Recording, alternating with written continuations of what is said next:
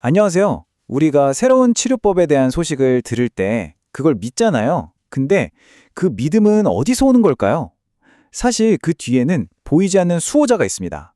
바로 중앙 무작위 배정이라는 건데요. 이게 어떻게 작동해서 우리가 믿을 수 있는 결과를 만드는지 오늘 한번 제대로 파헤쳐 보겠습니다. 자, 이런 상황을 한번 상상해 보세요. 엄청난 신약이 하나 나왔어요. 그래서 전국 20개 병원에서 동시에 테스트를 시작합니다. 근데 잠깐만요. 병원마다 오는 환자도 다르고 환경도 다 제각각이잖아요. 이 복잡한 상황에서 이게 그냥 운이 좋았던 게 아니라 진짜 약효과 때문이라고 어떻게 확신할 수 있을까요? 이게 바로 모든 문제의 시작점입니다.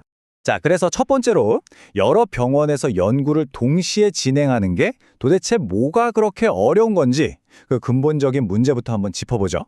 여기 보세요. 딱 봐도 다르죠?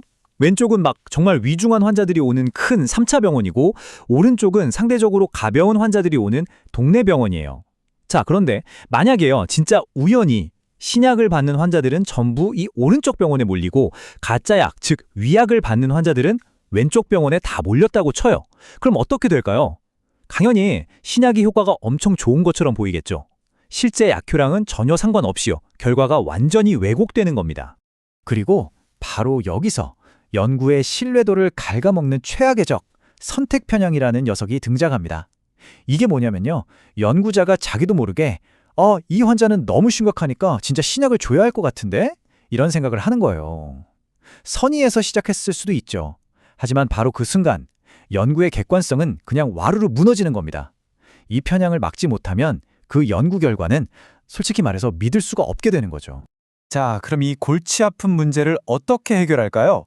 해결책은요, 생각보다 아주 간단하고 강력한 원칙 하나 있습니다.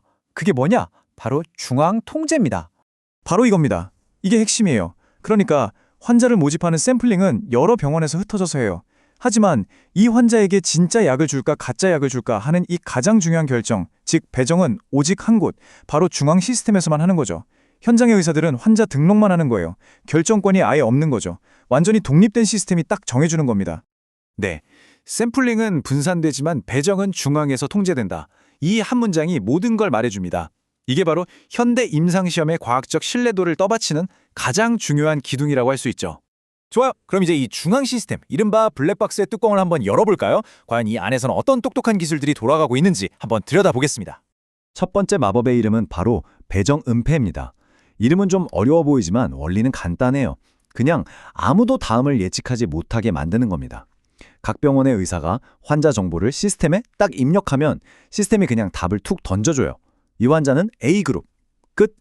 그럼 그 다음 환자는 A일지 B일지 의사는 전혀 알 수가 없는 거죠. 이러니까 편견이 끼어들 틈 자체가 원천봉쇄되는 겁니다. 자, 두 번째 기술은 층화 무작위 배정입니다.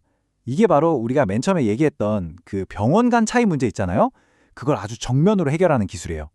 쉽게 말해서 A병원 안에서도 신약 그룹이랑 위약 그룹을 50대 50으로 맞추고 B병원 안에서도 또 50대 50으로 맞추는 거예요.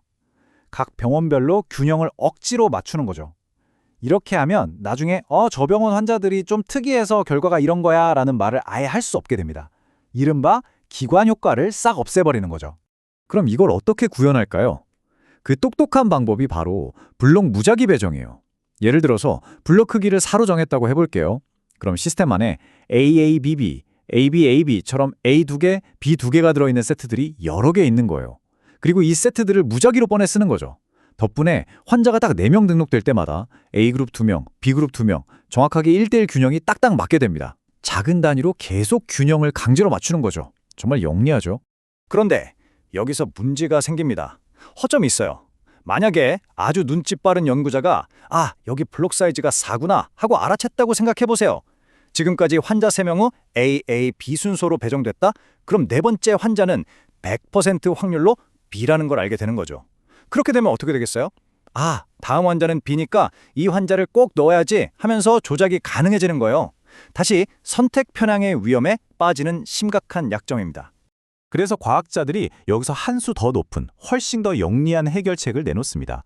바로 가변 블럭 크기라는 거예요.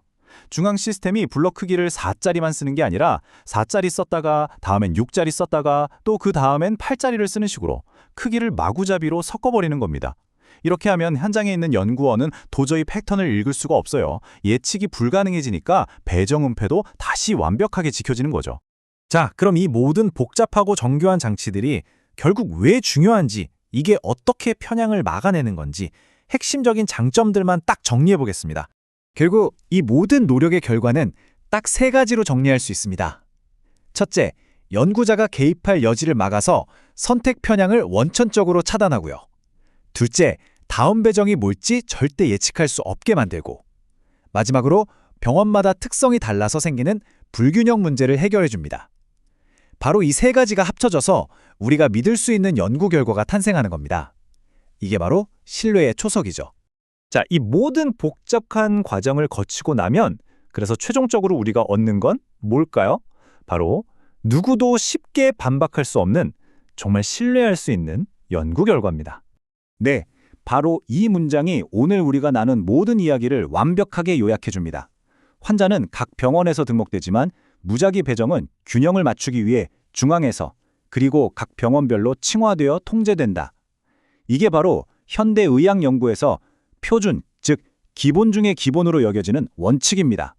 결국 이 모든 복잡한 절차들 다 무엇을 위한 걸까요? 목적은 사실 딱 하나입니다. 의사들이 환자에게 자신감을 가지고 처방할 수 있고, 또 환자들은 안심하고 그 치료를 받을 수 있는 그런 객관적이고 과학적인 근거를 만드는 것. 우리 모두의 건강이 달린 문제잖아요. 그렇기 때문에 이렇게까지 엄격한 기준이 필요한 겁니다.